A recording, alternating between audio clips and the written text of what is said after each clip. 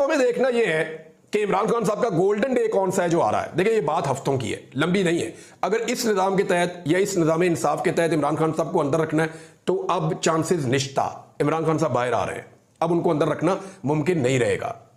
हाँ, golden day पे मैं आपको बताता हूं कि 24 तारीख को इलेक्शन हो रहा है अक्टूबर की चांसलर का, जो इमरान खान साहब लड़ रहे हैं, उन्होंने अपने कागजात जमा करवा दिए हैं। 24 अक्टूबर को इलेक्शन है। 25 अक्टूबर को इस इलेक्शन का नतीजा आएगा और इमरान खान एक हॉट फेवरेट किस्म के कैंडिडेट है, मुमकिन है जीत जाए। अगर इमरान खान ये इलेक्शन जीत जाते हैं तो याद रखिएगा 25 अक्टूबर को इसका पता चल जाएगा। और अगर इमरान खान 25 अक्टूबर को ये इलेक्शन जीत रहे हो और उसी दिन काजी फायज ईसा रिटायर हो रहे हो तो क्या 25 अक्टूबर पाकिस्तान के लिए या इमरान खान के लिए गोल्डन डे नहीं होगा?